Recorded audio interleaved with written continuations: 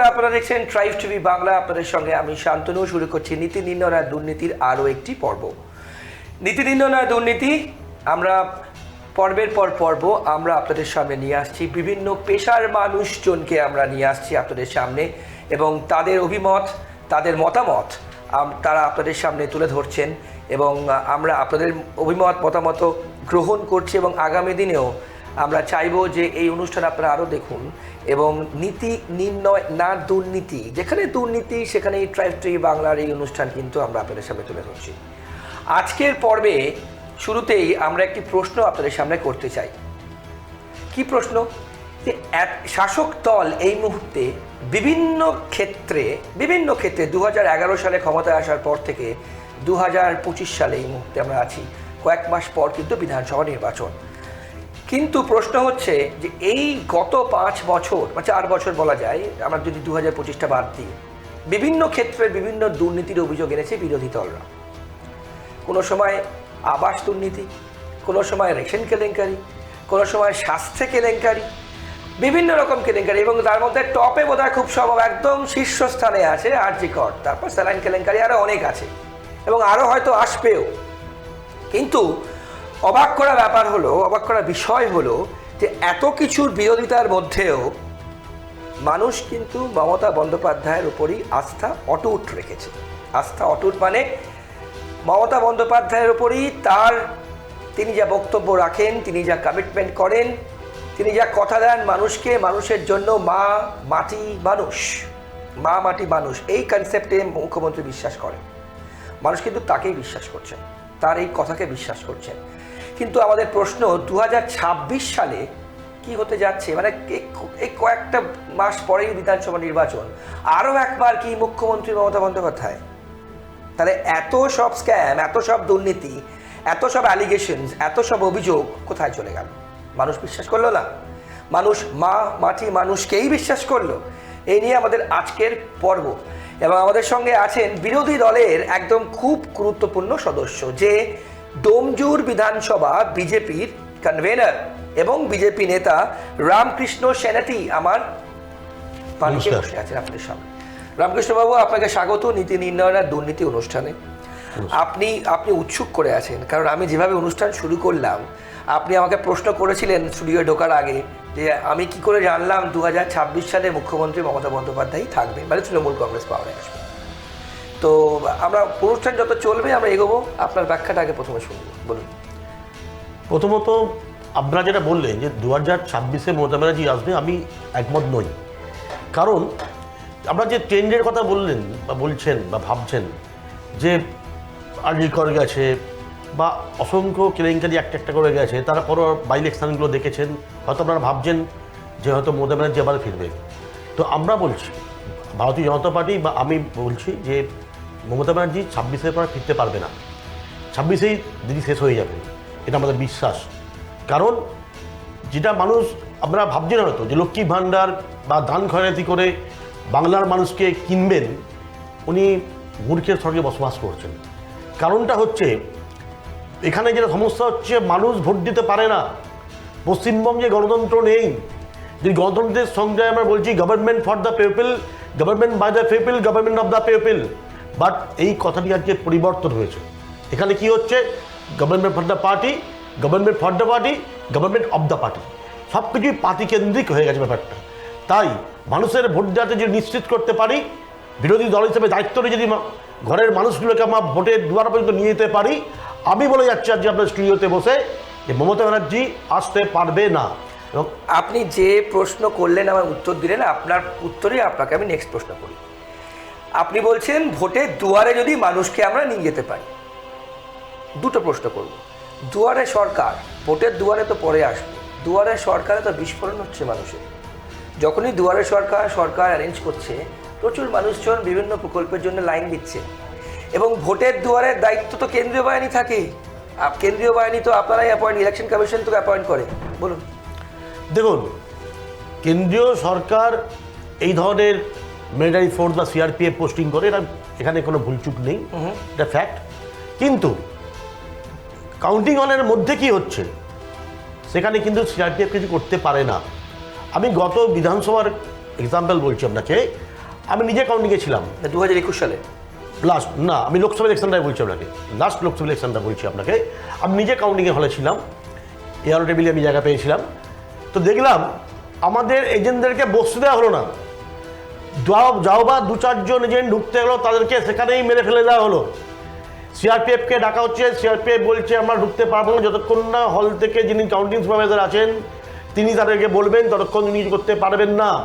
Counting সুপারভাইজারকে বললাম, উনি দেখতে পাচ্ছেন না যে আমাদের কথায় মারধর হচ্ছে, সবই তো ঠিক আছে। তো টোটাল ব্যাপারটাই তো কিনে ফেলেছেন।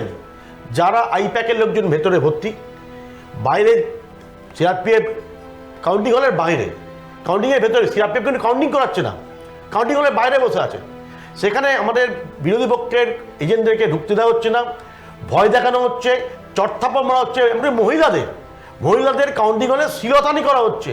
আর আমরা কি বলতে পারি, আমরা এফআইআর করেছি গত লাস্ট পঞ্চায়েত নির্বাচনে, আমাদের দুটো মহিলা কর্মীকে বেধড়ক মারলো, তার উপরে বস্ত্র ফস্ত্র শাড়ি টাড়ি ছিঁড়ে দেওয়া হলো। আমরা এফআইআর করলাম, কিচ্ছু হয়নি। উল্টে এমনই একটা পরিস্থিতি সৃষ্টি হলো যে বাধ্য হয়ে আমাদের এত হ্যারাসমেন্ট হতে হলো পুলিশের কাছে গিয়ে। তখন মনে মনে আমাদের কর্মীরা ভাবছে যে কেন এফআইআরটা করতে গেলাম, পুলিশ আমাদেরকে হ্যাকেল করেছে। এই তো পশ্চিমবঙ্গের অবস্থা। তাই বলছি যে এখানে মানুষের ভোটের গ্যারান্টি দিতে হবে।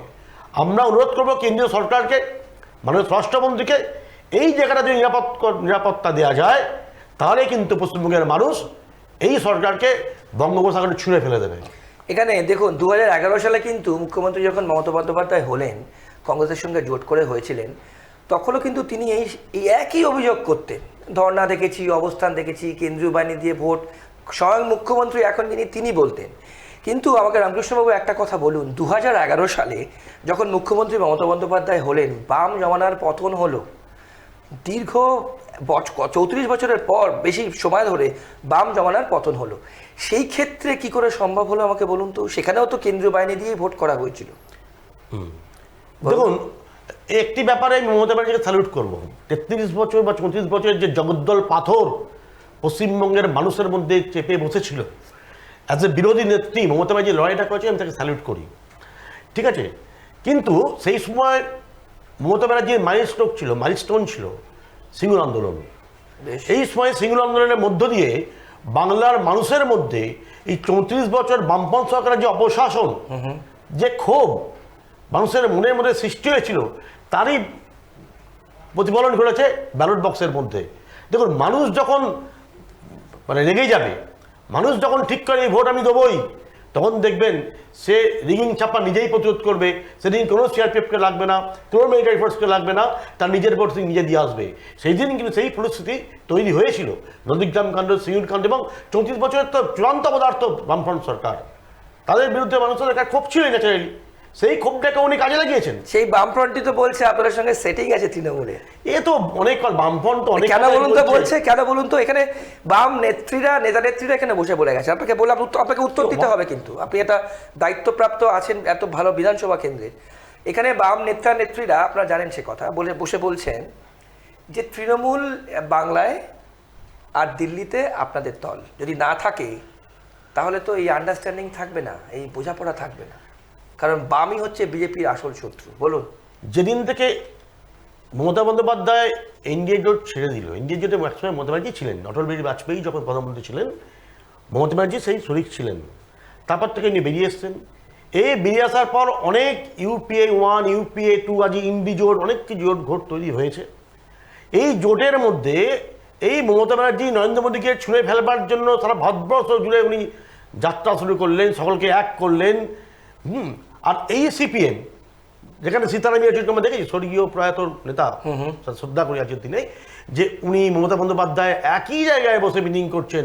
গত লোকসভা নির্বাচনের আগের ছবি, আর যাই নির্বাচনে দেখতে পাচ্ছেন নরেন্দ্র মোদী সরকার গঠন করছেন, তখনই বলছেন সেটিংয়ের কথা বলে দিচ্ছেন। আসলে সিপিএম দেউলিয়া হয়ে গেছে, তাদের আর কিছু নেই। তারা জানে আগামী 200 বছরও তারা পশ্চিমবঙ্গে ক্ষমতা আসতে পারবে না। পশ্চিমবঙ্গের মানুষকে বিভ্রান্ত করছে যে দিদি মোদী সেটিং, এই তত্ত্ব লোককে বলে যাচ্ছে। শুধু এই নির্বাচন বলে না, প্রিভিয়াস 2-4টি ইলেকশনে তারা বলেছে, কিন্তু মানুষ তাদের এই কথা কেউ বিশ্বাস করছে না, তাদের কেউ বিশ্বাস করছে না, তারা কেউ ভরসাও করছে না। সিপিএম এখানে লড়াই নেই, তাই সিপিএম কিন্তু আলোচনা করে অকারণে সমস্যা করে মানে হয় না। বেশ, আমি যদি আপনার কথা তথ্য সব যা আপনি বললেন আমি ধরেও নিই, সেক্ষেত্রে একটু বিধানসভা ভিত্তিকে আসি। আমরা জেলা ভিত্তিকে যদি আসি, 294টা আসন আমাদের, জন এমএলএ ছিলেন 2021 সালে, সেটা এখন কমে দাঁড়িয়েছে কত আপনি জানেন বোধহয়। তো এবার এই 2026-এ এত কিছু দুর্নীতি, আপনি দেখুন মন্ত্রীরা জেলে একটা সময় ছিলেন, তারপর তারা বেল পেয়ে গেছেন। আরজিকর নিয়ে তোলপাড় হয়ে গেল গোটা রাজ্য, দাবি এক দফা এক, মুখ্যমন্ত্রীর পদত্যাগ। আপনারা প্ল্যাকার্ড নিয়ে হোল কলকাতা বেঙ্গল রাজ্য নিয়ে আপনারা দাপিয়ে বেড়ালেন, আপনাদের বিরোধী দলনেতা শ্রদ্ধেয় শুভেন্দু অধিকারী মহাশয়। এরপরেও উপনির্বাচন হলো 6-0, 6-0 টেনিস স্কোর 6-0। কিন্তু আমার প্রশ্ন রামকৃষ্ণবাবু, তাহলে 2026-এ আউট অফ 294 213 বোধহয় খুব সম্ভব ছিল আগের বছর, 2021 সালে তৃণমূলের সিট, এবার কি 225+ দেখছেন? কখনোই না, এটা বিজেপি ভাবছে 225 বিজেপি পাবে, আমরা যেটা মনে করছি। আপনারা 225টা পাবেন? হ্যাঁ, না পাওয়ার কি আছে, বাংলার মানুষ যদি ঠিক করে নেন মমতা ব্যানার্জিকে সরাতে হবে, বাংলার মানুষকে আমাদের আশীর্বাদ করবে। কারণ পশ্চিমবঙ্গে ভোটের যা ট্রেন্ড, এখানে দেখুন যখন কংগ্রেস থেকে সিপিএম হয়েছিল, সিপিএম করে আমি বুঝতে পারি তারা ক্ষমতায় আসবে, তারা কিন্তু ক্ষমতায় এসছে। সেই সময় সিপিএম দেয়াল লিখতে পারেনি, পোস্টার মারতে পারেনি কংগ্রেস অত্যাচারে। ঠিক একইভাবে দেখুন সিপিএম থেকে যখন টিএমসি আসছে, আমার খুব পরিষ্কার মনে হয়েছে পশ্চিমবঙ্গের বহু বুথে টিএমসি এজেন্ট দিতে পারেনি, পোলিং এজেন্ট ছিল না, কাউন্টিং এজেন্ট তো অনেক পরের কথা। যেমন আপনারা এখন 294টা সিট দিতে পারবেন কিনা, প্রার্থী দিতে পারবেন কিনা আপনারা জানেন না। না, এটা বলা কোনো মানেই হয় না। আমাদের সংগঠন চলছে বিভিন্ন জায়গায়, আমরা এখন আমাদের নির্বাচন পর্ব চলছে, সাংগঠনিক নির্বাচন পর্ব চলছে, আমার বুথ প্রেসিডেন্ট তৈরি হয়ে গেছে, এবার বিভিন্ন স্তরে মন্ডল প্রেসিডেন্ট তৈরি হবে, জেলা প্রেসিডেন্ট হলেই আমরা লড়াই নিয়ে পড়বো। আমরা হয়তো ফেব্রুয়ারি থেকে মার্চের মধ্যেই আমরা সময় কোথায়, মাস বাকি। হ্যাঁ, আমরা তো লড়াই করছেন, আমাদের সুকান্তবাবু তো লড়াই করছেন বিভিন্নভাবে। এখন তো এই যে আপনি নাম দুটো বললেন, সুকান্তবাবু এবং শুভেন্দুবাবু, আপনাদের আসল বিরোধী মানে মুখ্যমন্ত্রীর মুখ কে বলুন তো? না, মানুষ কাকে দেখবে? না, একটা কথা বলি, আমাদের মুখ্যমন্ত্রীর মুখ দল ঠিক করে, এভাবে আমরা বলতে পারি না কারোর কথাই। উনি বিরোধী দলনেতা রয়েছেন, তার মতো তিনি লড়াই করছেন, আর সুকান্তবাবু রয়েছেন রাজ্য সভাপতি, তার মতো লড়াই করছেন। লবি সাব লবি এরকম না, এখানে লবি সাব লবি কোনো ব্যাপার নেই, এখানে লবি কিছু নেই, বিজেপি আর কিছু নেই, এ হচ্ছে ব্যাপার।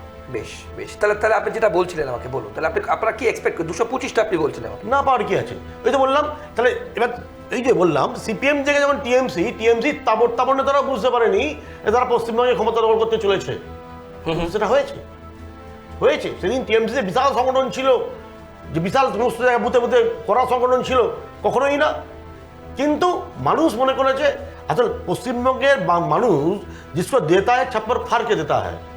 আচ্ছা, বেশ, এই হচ্ছে ভোট করাবে কি? ভোট মানুষই ভোট করাবে, সিআরপিএফকে দরকার নেই। সিআরপিএফ তার কাজ করুক। যেভাবে মানুষের মধ্যে ক্ষোভের সৃষ্টি হচ্ছে সর্বক্ষেত্রে, আপনি বলেই ফেলেছেন, একটা কেলেঙ্কারি, হয়তো মানুষ ভোট দিতে পারেনি, তাই মানুষ অপেক্ষা, আরো হয়তো কেলেঙ্কারি অন দ্য ওয়ে, আরো কেলেঙ্কারি আসতে পারে, কিন্তু অনেক কেলেঙ্কারি আসবে। মামাটি মানুষের উপর তো আস্থা অটুট কোনো থাকে। আস্থা নেই, যেখানে মানুষের ভোটই পড়ছে না, কিসের আস্থা? মানুষ যদি ভোট দিতে পারতো তবেই না আস্থার কথা। এত মহিলারা যা আমরা বিধানসভায় দেখলাম, লোকসভায় দেখলাম, এই তো আগের বছর 2024-এ আপনারা 12টা পেলেন, ছিল 18টা, হয়ে গেল 12টা।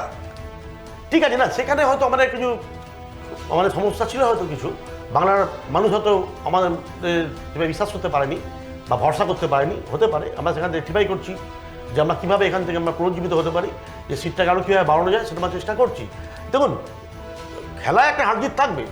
আমরা এক সময় 24 থেকে 18, 19 এভাবে হয়েছে, কমেছে, আবার বাড়বে, কারণ আমরা লড়াই করছি, লড়াইয়ের মধ্যে আমরা রয়েছি, বেশ ঠিক আছে। কিন্তু যেটা বলছেন আপনারা যে এই যে দুয়ারে সরকার বা বিভিন্ন লক্ষ্মী ভাণ্ডার বা আরও অনেক এক্সেট্রা অনেক প্রচুর প্রকল্প দান খয়রাতি তিনি করে যাচ্ছেন, মাথায় রাখবেন বাংলার মানুষ শুধু ভোট দিতে পারছে না বলেই এই সমস্যাটা হচ্ছে।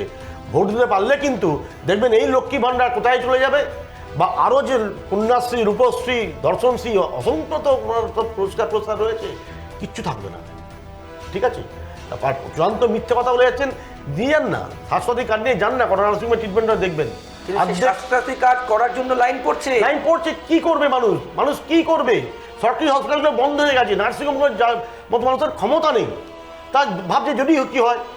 আমরা নিজে বলছি তো, আমার অনেক গুটি কয়েক নার্সিংহোম ট্রিটমেন্ট করছে, বেশিরভাগ নার্সিংহোমে গেলে তা বলছে আমাদের সিট নেই, কেউ বলছে আমাদের জায়গা নেই, আপনি পরের 1 মাস পরে আসুন, এইভাবে রোগীদেরকে ফিরিয়ে দেওয়া হচ্ছে।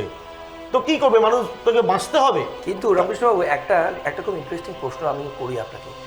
বিরোধী মুখ তো থাকে, যেমন ধরুন আপনি 2011 সালে বাম জমানাকে আপনি নিজে বললেন যে আপনি স্যালুট করেন বাংলার মুখ্যমন্ত্রীকে তার সংগ্রামের জন্য, তার আন্দোলনের জন্য, তার স্ট্রাগলের জন্য, যে তিনি একজন পাথরকে সরিয়েছে মুখ্যমন্ত্রী হয়েছে। সেখানে দাঁড়িয়ে এত দুর্নীতিগ্রস্ত দল তৃণমূল কংগ্রেস অভিযোগ উঠছে বিরোধী দলের পক্ষ থেকে সব। কিন্তু আমার প্রশ্ন, আপনাদের মুখ্যমন্ত্রী পদপ্রার্থী দল ঠিক করবে বললেন, তো মুখ্যমন্ত্রী পদপ্রার্থী নাকি অনেক পদপ্রার্থী? কারণ অনেকেই তো সামনে সারিতে চলে আসে। আপনাদের সদস্য সংগ্রহ অভিযান করতে হচ্ছে, কেন্দ্রীয় স্বরাষ্ট্রমন্ত্রী এসে টাস্ক দিয়ে যাচ্ছেন করতে, সেটাও ডাহা ফেল, তার হাফও বোধহয় হয়নি। না হয়েছে, 60 লক্ষ কভার হয়ে গেছে আমাদের ইতিমধ্যে। 1 কোটি টার্গেট দিয়েছিলেন, 60 লক্ষ হয়েছে, এখনও চলছে আমাদের কাজ। এখানে আসলে ব্যাপার নেই। দেখুন, প্রত্যেক রাজনৈতিক সংগঠন বলুন, ক্লাব সংগঠন বলুন, প্রতি বছর তাদের মেম্বারশিপ রিনিউ করে যেমন, এবং নতুন নতুন মেম্বারদেরকে তারা আহ্বান করে, সে আমাদের দলও চলছে। এখানে ফেল পাসের প্রশ্ন নয়, তো আমাদের সেই কাজটা চলছে। আর একটা জিনিস বলে দিই, বিজেপি কোনো ব্যক্তিকেন্দ্রিক দল নয়, আমরা একটা আদর্শকে নিয়েই আমরা চলি। তো পশ্চিমবঙ্গে হয়তো দেখবেন অনেক ভালো ভালো ফেস কারও পেয়ে যাবেন হয়তো আগামী দিনে, যে অপেক্ষা করছে, তারা আসবেন হয়তো। ঠিক আছে, যারা যারা টিকিট পাবে না তৃণমূলে তাদেরকে বলছেন? না কখনোই তা কেন হবে? দেখুন, টিকিট পাবে না যারা, দেখুন এ দল তো হবেই। ভারতবর্ষের রাজনীতিতে এ দলটা কোনো আর ফ্যাক্টর না। যে যখন যেখানে পোষাচ্ছে না, নিঃশ্বাস দিতে পারছে না, হাফ ছেড়ে বাঁচার জন্য এই দল করবে, এটা চলছে। কিন্তু এটা দলই ঠিক করবে এদের মধ্যে ফিস্টেস্টকে কাকে দিলে পশ্চিমবঙ্গ সুরক্ষিত থাকবে, মানুষের ভালো হবে, মানুষের পাশে দেখা যাবে, সেরকম মুখকেই ভারতীয় জনতা পার্টি মুখ্যমন্ত্রী প্রজেক্ট করবে। কিন্তু আমরা সেটা আমার দলই ঠিক করবে, এটা আমরা এখানে বসে বলতে পারবো না। আচ্ছা, এবার বলুন, এই যে মানুষের আস্থা অটুট নিয়ে আমি যে কথাটা জিজ্ঞেস করছিলাম, যে বিশেষ করে গ্রামের সাইডে, আমি শহর আর শহর কেন্দ্রিক রাজনীতি একটা হয় ভোট ব্যাংক, আর একটা হয় গ্রাম কেন্দ্রিক ভোট ব্যাংক। শহর কেন্দ্রিক ভোট ব্যাংক কিছুটা হলেও তৃণমূলের বিরুদ্ধে মানুষ প্রতিবাদ করেছেন, এটা সত্যি সত্যি, আমরা 2024-এও দেখেছি। কিন্তু গ্রামীণ ভোট ব্যাংক তো যত দিন যাচ্ছে তত শক্ত হচ্ছে তৃণমূলের। কেন বলুন তো? গ্রামের মানুষজন কি শুধু একজনকেই জানে, একজনকেই চেনে, একজনকেই বিশ্বাস করে, একজনের ওপরেই আস্থা রাখে, তার নাম মমতা ব্যানার্জি? ব্যাপারটা কি, গ্রামের এই যে ব্যাপারটা বলছেন আপনারা, এই গ্রামের ব্যাপারটা একটু অন্যরকম। দেখুন, আমিও গ্রামে থাকি, আমি পঞ্চায়েত এলাকায় বসবাস করি। তো গ্রামে কি হয়, গ্রামে মানুষকে ভয় দেখানো, সন্ত্রাস করা ভেরি ইজি। এখানে অনেক জায়গায় মিডিয়া পৌঁছাতে পারে না, এমন সব জায়গায় গ্রামের মধ্যে রয়েছে যেখানে ছাপ্পা মারাটা খুব বেশি, কোনো কঠিন কাজ না। আর যত রকম দুর্নীতি যদি বেশি হয়ে থাকে গ্রামে হয়, পঞ্চায়েত স্তর থেকে এর দুর্নীতি শুরু হয়। আজ দেখছেন না কত খুন হচ্ছে, কারা খুন হচ্ছে? বিরোধী দলের লোক যত না খুন হচ্ছে, টিএমসি মারছে, টিএমসি মরছে, মারছে টিএমসি, মরছেও টিএমসি। আর গ্রামে গঞ্জে দেখুন না, দল বড় হলে তো তার অনেক রকম মানুষজনকে নিয়ে চলতে হয়। আরে দল তো বিজেপিতে বিশাল বড় দল, এই মুহূর্তে সারা পৃথিবীতে প্রাথমিক সদস্য সংখ্যা যদি ধরেন, বিজেপি সর্বভারতীয় সবচেয়ে বৃহৎ দল। ঠিক, কিন্তু এটা কি বল দেখছেন যে আমাদের দলে সব মারপিট করে খুন মারার করছে, কি পিস্তল নিয়ে ছুটছে? না, সদস্য সংখ্যা কম হলে কি করে সম্ভব সেটা? কি বলছেন? এই মুহূর্তে 10-12 কোটি মেম্বার আছে। না, আমি বাংলার ক্ষেত্রে বলছি, সেখানে আমাদের তো 60 লক্ষ মেম্বার রয়েছে, আমরা হয়ে গেছে অলরেডি, আমরা আরও কাজ চলছে, আমরা খুব শীঘ্রই হয়তো আরও বেশি করে দেবো, এটা কথা না। কিন্তু তার মানে সদস্য সংখ্যা বাড়ছে বলেই ভাইয়ে ভাইয়ে সব মারপিট লেগে যাবে, এটা হতে পারে না। রাস্তার মধ্যে ঈদ দিয়ে নিজের দলের লোককে মাথার ক্ষেত্রে মেরে দেবে, এটা হতে পারে না। রিভলভার নিয়ে তাড়া করবে দিনের আলোতে, এটা হতে পারে না। এটা হচ্ছে এখানে, আর গ্রামেগঞ্জে বেশি হচ্ছে। পুকুরগুলো সব ভরাট হয়ে গেছে, গ্রামেগঞ্জে একটা পুকুর আর নেই, সব ভরাট, কিছু বাকি নেই। সরকারি জমি বেদখল হয়ে গেছে, কিচ্ছু নেই। কারা করছে খবর নেই, সব শাসক দলের লোকজন আছে, লোকাল এমএলএ, লোকাল প্রধান, কে নেই সেখানে। আর যে কে দেখুন না, গ্রামের গঞ্জে যে প্রধানগুলো আছে, ফলো করুন তারা এগুলো খবর নিন, দেখবেন তাদের বাড়িগুলো দেখবেন কি ছিল 10-12 বছর আগে, তারা কি ছিল, আজ তাদের কি উন্নতি হয়েছে। আজ দেখুন ভাঙনের দিকে এসে দেখুন না, শৌকত মোল্লা, আলামুল থেকে শুরু করে এরা কি ছিল 12-15 বছর আগে, আজ তাদের কি হয়েছে, ফুলে ফেপে কলা গাছ। এ তো একই সিপিএমের রেপ্লিকা। সিপিএম যেখানে শেষ করেছে সেখান থেকে শুরু করে। আচ্ছা, ধরুন রামকৃষ্ণবাবু, একটু অপ্রিয় প্রশ্ন হয়তো, ধরুন আপনারা ক্ষমতায় এলেন, কথার কথা বলছি, সেক্ষেত্রে দাঁড়িয়ে আপনারা এই যে যারা ভোট ম্যানেজার হিসেবে আপনি যেভাবে ডিফাইন করলেন, যাদের নাম বললেন, আপনারা দলে নেবেন? দেখুন, এ তো কঠিন প্রশ্ন আপনি বললেন, দেখুন, কাউকে তো আটকানো যাবে না। কোনো প্রত্যেকের গণতান্ত্রিক অধিকার আছে যে কোনো দলে যাওয়ার, যে কোনো দলে সে আসতেই পারে, সেটা আমার দলই ঠিক করবে কাকে নেবে কাকে নেবে না। তো এটা ঠিক যে যারা টিএমসি যেমন লুম্পেনদেরকে এগিয়ে দিয়েছে, এসব লুম্পেনরা যদি জলে ঢোকে মঙ্গল হবে যদি তাদেরকে পিছনের বেঞ্চে বসিয়ে রাখা হয়, এটা উত্তম, যে কোনো দলের পক্ষে উত্তম হবে। বেশ, আমরা একটু সংখ্যালঘু ভোট নিয়ে আসি। আরে সংখ্যালঘু ভোট, বিশেষ করে আপনি যে বিধানসভার দায়িত্বে আছেন সেটা কিন্তু সংখ্যালঘু অধ্যুষিত, ম্যাক্সিমাম সেখানে কিন্তু সংখ্যালঘু ভোট ব্যাংক। ডোমজুর, হাওড়া, আপনারা জানেন হয়তো, সেখানে সংখ্যালঘু ভোট ব্যাংক বিজেপি অনেকবার চেষ্টা করেছেন আপনার দল এই হিন্দুত্বের ওপরই স্ট্রেস দিয়ে। এবার আমরা দেখেছি বিভিন্ন ক্ষেত্রে সংখ্যালঘুরা কি আপনারা বিশ্বাস করে না, নাকি আপনাদের পছন্দ করে না, আপনারা গ্রহণ করে না, কোনটা? না না, এরকম ব্যাপার কিছু নেই। দেখুন, আজকে যেখান থেকে আমাদের অটল বিহারী বাজপেয়ী জিততেন, বহু মুসলিম ভোট দিয়ে ভোটার অনেক তাকে ভোট দিয়েছেন। শুধু তাই না, মোদিজি যখন প্রথমবার ক্ষমতা এলেন, বহু জায়গার বহু মুসলমান ভোট দিয়েছেন। হ্যাঁ, এটা বলতে পারেন সংখ্যালঘুদেরকে বিরোধী দল ভুল বুঝিয়েছে। তারা বুঝিয়েছে যে বিজেপি ক্ষমতা এলে নাকি আমরা ওই সকল মুসলমানদের পাকিস্তানে পাঠিয়ে দেবো, বাংলাদেশে পাঠিয়ে দেবো, এই ধরনের বিভ্রান্তকর কথাবার্তা বলেছেন। দেখুন, একটা কথা বলি, আমরা কিন্তু সংখ্যালঘু বিরোধী নই। এটা পরিষ্কার করে জেনে রাখুন, ভারতীয় জনতা পার্টি মুসলিম বিরোধী কোনো দল নয়। আমরা শুধু একটা কথা বলি, ভারতবর্ষ থাকতে গেলে ভারতবর্ষকে মা বলতে হবে, ভারতবর্ষ থাকতে গেলে বন্দে মাতরম বলতে হবে। আপনি ভারতবর্ষ থাকবেন আর ভারতবর্ষে খাবেন আর ভারতবর্ষকে পেছন থেকে ছুরি মারবেন, এই ঘটনা ঘটলে কিন্তু ভারতীয় জনতা পার্টি বসে থাকবে না। বেশ, আজকে দেখুন পশ্চিমবঙ্গের কি অবস্থা, আর সরস্বতী পুজো করতে গিয়ে কি অবস্থা হচ্ছে। স্কুলে হেড স্যারকে চমকাচ্ছে, কে চমকাচ্ছে? তিনি নাকি তৃণমূল কংগ্রেসের বুথ সভাপতি। হরিঙ্গাটায় প্রাথমিক স্কুলে এক হেড স্যারকে কীভাবে ধমকানো হলো, কি অন্যায়? উনি সরস্বতী পুজো করেছেন। আমরা তো দেখেছি ছোটবেলা থেকেই সরস্বতী পুজো আমরা করেছি, ভোরবেলা গান করেছি, অঞ্জলি দিয়েছি।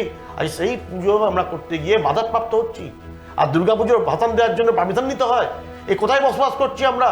এটা বাংলাদেশ, পাকিস্তান না ভারতবর্ষ? আমরা বুঝতে পারি না, মাঝে মধ্যে আমরা কনফিউজ হয়ে পড়ি যে আমরা কোন জায়গাটায় বসবাস করছি। গতবারে দুর্গাপুজোর সময় দেখেছেন বিভিন্ন জায়গায় আমাদের দুর্গা মন্দির, দুর্গা প্রতিমার ক্ষয়ক্ষতি করা হয়েছে, কার মূর্তি ভেঙে দেওয়া হয়েছে, বিগ্রহ ফেলে দেওয়া হয়েছে ছুঁড়ে। এসব ঘটনা ঘটেছে, এ তো বিভিন্ন মিডিয়ার মাধ্যমে আমরা সবাই দেখতে পেয়েছি। আমরা কোথায় যাচ্ছি? তাই কোনো সংখ্যালঘু তোষণ না। আমার কাছে একটাই অভিন্ন দেয়ানিবিধি থাকবে, সকলের সমান আইন থাকবে, সবাই সমানভাবে বসবাস করবে, সর্বধর্ম সমন্বয় রক্ষা হবে। আমরা কখনোই সংখ্যালঘু বা মুসলিম বিরোধী নই। বেশ, আমাদের সময়ও শেষ হয়ে আসছে প্রায়। এবার একটু অন্যদিকে যাই, দক্ষিণবঙ্গ উত্তরবঙ্গ ভোটের ক্ষেত্রে আমি যদি বলি, উত্তরবঙ্গ বরাবরই কিন্তু আপনার একটা বড় স্ট্রং পয়েন্ট, মানে স্ট্রং জায়গা, শক্ত ঘাঁটি বলতে যা বোঝায়। কিন্তু গত লোকসভায় দেখা যাচ্ছে যে মাদারিঘাট আপনারা পরাজিত হয়েছে। সেক্ষেত্রে 2026-এ দক্ষিণবঙ্গে কিন্তু আপনাদের সংগঠন মনে হয় মাইক্রোস্কোপ দিয়ে খুঁজলেও পাওয়া যাবে না, বলুন। না, এরকম ব্যাপার কিছু মাইক্রোস্কোপ দিয়ে খুঁজে পাওয়া যাবে না বললে আমাদের এখানে বারামবাগের যথেষ্ট ভালো সংগঠন রয়েছে। দেখুন, একটা নির্বাচন দেখে, লাস্ট লোকসভা নির্বাচন দেখে যদি আপনি সব কিছু মূল্যায়ন করেন, ঠিক হবে না। বেশ, ঠিক আছে, হয়তো আমরা কিছু জায়গায় সিট লস করেছি, যেটা সিট আমরা হেরে গেছি, আপনি বলতেই পারেন দক্ষিণবঙ্গের আপনার সিট হয়েছে, সেটার জন্য দল তার পোস্টমর্টম করছে, কেন সেইগুলো হলো। আমরা খুব শীঘ্রই সেই পোস্টমর্টম রিপোর্ট আমরা পেয়েও গেছি। আমরা আগামী দিন আমাদের কী লক্ষ্য হবে সেটাও দল ঠিক করছে। বেশ, সেখানে কাকে কীভাবে প্রার্থী করলে আরও বেশি সংগঠিত হওয়া যায়, ভোটকে সংগঠিত করা যেতে পারে, সেই নিয়ে আমরা চিন্তা করছি। এরকম হওয়ার কোনো সম্ভাবনাই নেই। বেশ, শেষ প্রশ্ন, একদম এক লাইনে বলবেন, তাহলে 2026-এ কটা সিট পাবেন? 200-র ওপর সিট বিজেপি পাবে। 200-র ওপর সিট বিজেপি পাবেন। অনেক ধন্যবাদ আপনার সময়ের জন্য, এবং আমাদের অন্যান্য অনুষ্ঠানে আগের থেকে আপনাকে আমন্ত্রণ জানিয়ে রাখলাম। আপনাদের প্রত্যেককে অসংখ্য ধন্যবাদ। আমরা 2026 বিধানসভা ভোট কিন্তু এগিয়ে আসছে, সুতরাং তার কি হতে পারে, তার চিত্র কি হতে পারে, শাসক দল তৃণমূল কংগ্রেস এত দুর্নীতির হার্ডেল টপকে মানুষের ভরসা অটুট রেখে কটা আসন পেতে পারে, নাকি বিজেপি তাদের এজেন্ডা মানুষকে বিশ্বাস করাতে পারবে, আমরা কিন্তু আপনাদের সামনে তুলে ধরলাম। আসল উত্তর দেবে সময় এবং আপনারা, অর্থাৎ মানুষজন। আপনাদের মতামত, সুচিন্তিত মতামত, কাকে চান আপনারা, সেটাই কিন্তু আগামী 5 বছরের জন্য আপনারাই ঠিক করবেন। আজকের পর্ব দেখবার জন্য আপনাদের প্রত্যেককে অসংখ্য ধন্যবাদ। নীতি নির্ণয় আর দুর্নীতি এরকমভাবে আমরা বিভিন্ন পর্ব আপনাদের সামনে নিয়ে আসবো। আর অন্যান্য সব খবরের জন্য দেখতে থাকুন ট্রাইব টিভি বাংলা। ভালো থাকবেন, শুভরাত্রি।